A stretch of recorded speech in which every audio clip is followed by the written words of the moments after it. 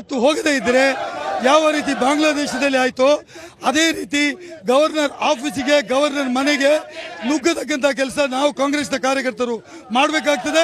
ಅದು ಮಾಡಿಯೇ ಮಾಡ್ತೇವೆ. ಕೆಜಿ ಅಕ್ಕಿಯನ್ನು ಫ್ರೀಯಾಗಿ ಎಲ್ರಿಗೂ ಕೊಡ್ತಕ್ಕಂಥ ಕಾರ್ಯಕ್ರಮ. 10 ಕೆಜಿ ಬೇಕೋ ಬೇಡ? ಬೇಕೋ ಬೇಡ? ನಮ್ಮೇಲೆ ನಂಬಿಕೆ ಇದೆಯಲ್ವಾ? ನಮ್ಮೇಲೆ ವಿಶ್ವಾಸ ಇದೆಯಲ್ವಾ? ಹಾಗಿದ್ರೆ ಎಲ್ಲ ಬಿಜೆಪಿಗೆ ನೀವು ಓಟ್ ಹಾಕಿ, ಓಟ್ ಹಾಕ್ಸಿ. ಅಲ್ಲ, ಕಾಂಗ್ರೆಸ್ಸಿಗೆ ಅಧಿಕಾರದಿಂದ ಕಿತ್ ಒಗಿರಿ. ಬಡವರು ಹೊಟ್ಟೆ ಮೇಲೆ ಹೊಡೆದ್ರಲ್ಲ ಇವರು ಮನುಷ್ಯರ. ಇವರು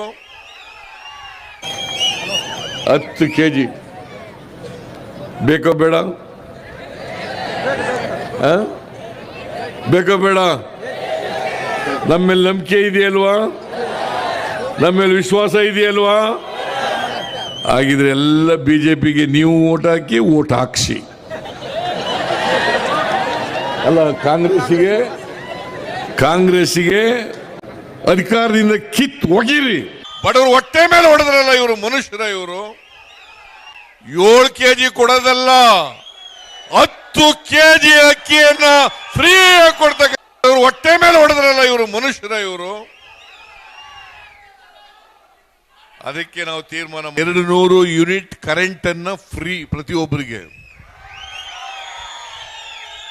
ನನಗೂ ಫ್ರೀ, ನಿಮಗೂ ಫ್ರೀ, ಮಾದೇವಪ್ಪನಿಗೂ ಫ್ರೀ,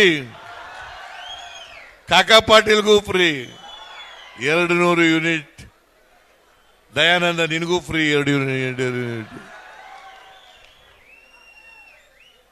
ಜೊತೆಗೆ ಯಾರು ಮನೆ ಯಜಮಾನಿ,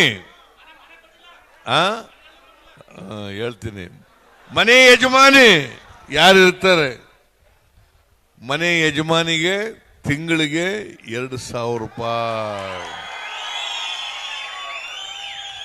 ತಿಂಗಳಿಗೆ ನಿನಗಿಲ್ಲ, ನಿಮ್ಮ ಮನೆಯವರಿಗೆ, ಅವ್ರ ಅಕೌಂಟಿಗೆ 2 ರೂಪಾಯಿ. ಶಕ್ತಿ ಬಸ್ಸಲ್ಲಿ ಪ್ರಯಾಣ ಎಲ್ಲ ಮಹಿಳೆಯರು, ದುಡಿಯೋ ವರ್ಗ, ಸರ್ಕಾರಿ ಮಹಿಳೆಯರು ಎಲ್ಲರಿಗೂ ಸಿಗುತ್ತೆ ಸರ್. ಎಲ್ರಿಗೂ ರೀ, ನನ್ನ ಹೆಂಡತಿಗೂ. ಮೈಸೂರಿನ ಜನತೆ ಏನ್ ಹೇಳ್ತಾರೆ, ಜೊತೆಗೆ ಈ ಹಗರಣ ಕುರಿತಂತೆ ಏನ್ ಹೇಳ್ತಾರೆ, ಬನ್ನಿ ಕೇಳೋಣ.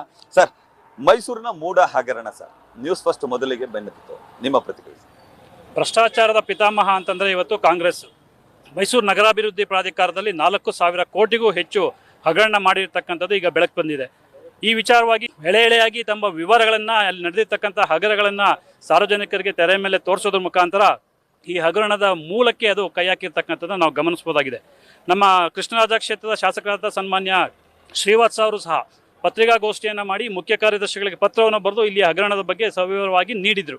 ಈಗ ಅಲ್ಲಿಗೆ ಬಂದಂಥ ಸಚಿವರು ಇವ್ರನ್ನ ಟ್ರಾನ್ಸ್ಫರ್ ಮಾಡಿ ಬೇರೆ ಕಡೆ ಹಗರಣ ಮಾಡಿ ಅಂತ ಬಿಟ್ಟಿದ್ದಾರೆ ಹೊರತು ಅವ್ರನ್ನ ಅಮಾನತ್ತಲ್ಲಿಡುವಂಥದ್ದು, ಅದನ್ನ ಒಂದು ನ್ಯಾಯಾಂಗ ತನಿಖೆ ಆಗುವಂಥದ್ದನ್ನ ಮಾಡ್ತಾ ಇಲ್ಲ. ಅಲ್ಲಿ ಈ ಇದರಲ್ಲೆಲ್ಲ ಕೂಡ ಅದು ಹಗರಣವನ್ನು ಮುಚ್ಚಾಕುವಂಥ ಪ್ರಯತ್ನವನ್ನು ಮಾಡ್ತಾ ಇದೆ ಅಂತಂದ್ರೆ ನನಗದು ಅನಿಸುತ್ತೆ. ಮುಖ್ಯಮಂತ್ರಿಗಳು ಸ್ವತಃ ಹೇಳಿಕೆಯನ್ನು ಕೊಟ್ಟಿದ್ದಾರೆ, ನಾನು ಕಾನೂನು ಪ್ರಕಾರವಾಗಿ ಅದಾಗಿದೆ ಅಂತೇಳಿ. 97ನೇ ಇಸ್ವಿನಲ್ಲಿ ಅವರ ಶ್ರೀಮತಿ ಪಾರ್ವತಿ ಅವರ ಹೆಸರಿನಲ್ಲಿ ಇರ್ತಕ್ಕಂಥದ್ದು ನೋಟಿಫಿಕೇಶನ್ ಆಗಿ ಅವರು ಅಕ್ವೈರ್ ಮಾಡ್ಕೊಂಡಿದ್ದಾರೆ ಅಂದರೆ ಅವ್ರಿಗೆ ಪರಿಹಾರ ಕೊಡಬೇಕೆ ಹೊರತು ಅದಕ್ಕೆ ಬದಲಿಯಾಗಿ 14 ನಿವೇಶನ ಕೊಡ್ಲಿಕ್ಕೆ ಬರೋದಿಲ್ಲ. ಯಾಕೆಂದರೆ 97ರಲ್ಲಿ ಆಗಿರ್ತಕ್ಕಂಥದ್ದು. ಇವರು 2021ರಲ್ಲಿ ಅದು ಬೆಲೆ ಬಾಳ್ತಕ್ಕಂಥ ಭೂಮಿಯನ್ನು ಉದ್ದೇಶಪೂರ್ವಕವಾಗಿ ಜನಗಳ ಕಣ್ಣಿಗೆ ಮಣ್ಣೆರ್ಚಿ, ಕಾನೂನಿಗೆ ಮಣ್ಣೆರ್ಚಿ ಇವರು ಈ ರೀತಿಯ ನಿವೇಶನಗಳನ್ನ ಪಡೆದಿರ್ತಕ್ಕಂಥದ್ದನ್ನು ನಾವು ಇವತ್ತು ಖಂಡಿಸ್ತಾ ಇದ್ದೀವಿ ಸರ್. ಈಗ ಮೂಡ ಹಗರಣಕ್ಕೆ ಸಂಬಂಧಪಟ್ಟಂತೆ ಈಗ ಬಿಜೆಪಿ ಅವರು ಪ್ರತಿಭಟನೆ ಮಾಡಿದ್ರಿ ಸರ್, ಬಟ್ ಬನ್ಸು ಅಂತ ಕೆಲಸ ಆಯ್ತು. ನಿಮ್ಮ ಮುಂದಿನ ಹೋರಾಟ ಹೇಗಿರುತ್ತೆ? ಈಗಾಗಲೇ ನೋಡಿ, ಈಗ ನಡೆದಿರೋದು ಬರೀ ಟ್ರಯಲ್ ಮಾತ್ರ. ನೀವು ಈಗಾಗಲೇ ನ್ಯೂಸ್ ಫಸ್ಟ್ ಅವ್ರು ಏನು ಮಾಡಿದ್ರಿ, ವರದಿ ಮಾಡಿದ್ರಲ್ಲ, ನಿಜವಾಗ್ಲೂ ಇದನ್ನು ನಾವು ಶ್ಲಾಘನೆ ಕೂಡ ಮಾಡ್ತಾ ಇದ್ದೀವಿ. ಇದು ಟ್ರಯಲ್. ಏನಾದರೂ 12ನೇ ತಾರೀಕಿನ ಮೀಟಿಂಗಲ್ಲಿ ಆಗಿದ್ರೆ ಇನ್ನೂ 1,000 ಕೋಟಿ ರೂಪಾಯಿ ಹಗರಣ ವಾಪಸ್ ಬರೋದು, ನಮ್ಮ ಗಮನಕ್ಕೆ ಬರೋದು. ನೀವು ಕಂಡಿರೋ ಹಾಗೆ ಈಗಾಗಲೇ ಏನು ಹೇಳ್ತಾ ಇದ್ರೆ, ಈಗಾಗಲೇ ಹೇಳ್ದಂಗೆ 1967ನೇ ಇಸ್ವಿಯಿಂದನೂ ಕೂಡ ಯಾರಿಗೆ ಜಮೀನು ಹೋಗಿದೆ ಅವ್ರನ್ನ ಹುಡುಕಿ, ಅವ್ರನ್ನ ತಡಕಿ, ಅವ್ರ ಹತ್ರ ಪರ್ಚೇಸ್ ಮಾಡಿ ಮಧ್ಯ ದಲ್ಲಾಳಿಗಳನ್ನು ಇಟ್ಕೊಂಡು ನಗರಾಭಿವೃದ್ಧಿ ಪ್ರಾಧಿಕಾರದ ಆಯುಕ್ತರು ಮತ್ತು ಹಲವಾರು ಕಾಂಗ್ರೆಸ್ನ ಏಜೆಂಟ್ಗಳು ಈ ಕೆಲಸನ ಮಾಡಿರೋದು ನಮ್ಗೆ ಗೊತ್ತಿದೆ. ಮತ್ತು ಈಗ ನೀವು ಹೇಳ್ತಾ ಇದ್ರಿ 4,000 ಕೋಟಿ ಹಗರಣ ಅಂತ. ಇದು 4,000 ಕೋಟಿ ಹಗರಣ ಅಲ್ಲ, ಇದನ್ನು ನೋಡಿದ್ರೆ 10,000 ಕೋಟಿ ಹಗರಣ ಅಂತ ನನ್ನ ಭಾವನೆ. ಯಾಕಂದರೆ ನಾವು ಹೇಳ್ತಾ ಇದ್ದೀವಿ, 67ರಲ್ಲಿ ಭೂಮಿ ಬೆಲೆ ಏನಿತ್ತು? ಇವತ್ತೇನು ಬೆಲೆ ಇದೆ? 67ರವನಿಗೆ ಈಗ ಹೆಂಗೆ ನೀವು ಕನ್ಸಿಡರ್ ಮಾಡ್ತೀರಾ? ಹಂಗಾದ್ರೆ ನಿಮ್ಗೆ ಅಲ್ಲಿದ್ದಂಥ ಅವ್ರು ತಗೊಂಡಿರುವಂಥ ಏನು ಅವತ್ತು ಮುಡ ಕೊಟ್ಟಿದೆ ದುಡ್ಡನ್ನ, ಅದನ್ನ ಕಟ್ಟಿರೋದಕ್ಕೆ ದಾಖಲೆನೇ ಇಲ್ಲ ಮೂಡದಲ್ಲಿ. ಅದನ್ನ ಅರಿಯುವಂಥ ಕೆಲಸವನ್ನ ಮಾಡಿದ್ದಾರೆ ಮೂಡದಲ್ಲಿ. ಕೊಟ್ಟು ಈಗ ಫ್ರೆಶ್ ಆಗಿ ಅದಕ್ಕೆ ಅರ್ಜಿ ತಗೊಂಡಿದ್ದಾರೆ. ಅರ್ಜಿ ತಗೊಂಡು ಅವ್ರಿಗೆ ಈಗ ಅಲರ್ಟ್ ಮಾಡೋದು ಅಂದ್ರೆ 67ರಿಂದ 2024 ಅಲರ್ಟ್ ಮಾಡ್ತಾ ಇದ್ದಾರೆ ಅಂದ್ರೆ ಇದರಲ್ಲಿ ಬಹಳ ಸ್ಪಷ್ಟವಾಗಿ ಗೊತ್ತಾಗ್ತದೆ. ಇದರಲ್ಲಿ ಏನೋ ಬಹಳ ದೊಡ್ಡ ಕಾಂಡ ನಡೆದಿದೆ. ಇದು ಕೇವಲ 4,000 ರೂಪಾಯಿ, 4,000 ಕೋಟಿದಲ್ಲ, ಇದು 10,000 ಕೋಟಿ ಇದು ನಡೆದಿರುವಂಥದ್ದು. ಸೊ ಅದನ್ನ ನಾವು ಬಹಳ ಇನ್ ಮುಂದೆ ನಾವು, ಆಮೇಲೆ ನಮ್ಮ ಪಕ್ಷ ಯಾವುದೇ ಕಾರಣಕ್ಕೂ ನಾವು ಈ ಹಗರಣವನ್ನ ಬಯಲು ತರ ತನಕ ನಾವು ಬಿಡೋದಿಲ್ಲ. ನಾವು ಹೋರಾಟವನ್ನ ಮಾಡ್ತೀವಿ. ಈಗ ನಿಮ್ಮ ಮುಂದಿನ ಹೋರಾಟ ಹೇಗಿರುತ್ತೆ ಸರ್? ಇವತ್ತು ಅಧ್ಯಕ್ಷರು ಇರಲಿಲ್ಲ, ಇವತ್ತೊಂದು ದಿವಸ ಬೇರೆಯವ್ರ ನೇತೃತ್ವ ತಗೊಂಡು ವಹಿಸಿದ್ದಾರೆ. ಮೂಡ ಇವತ್ತು ಚಿನ್ನದ ಮೊಟ್ಟೆ ಆಗಿದೆ. ಯಾರೇ ಇವತ್ತು ಅದನ್ನ ನಾವು ಇನ್ನು ಮುಂದಿನ ದಿವಸಗಳಲ್ಲಿ ತುಂಬಾ ಉಗ್ರವಾದ ಹೋರಾಟ ನಾವು ಖಂಡಿತವಾಗ್ಲೂ ಮಾಡ್ತೀವಿ ಸರ್.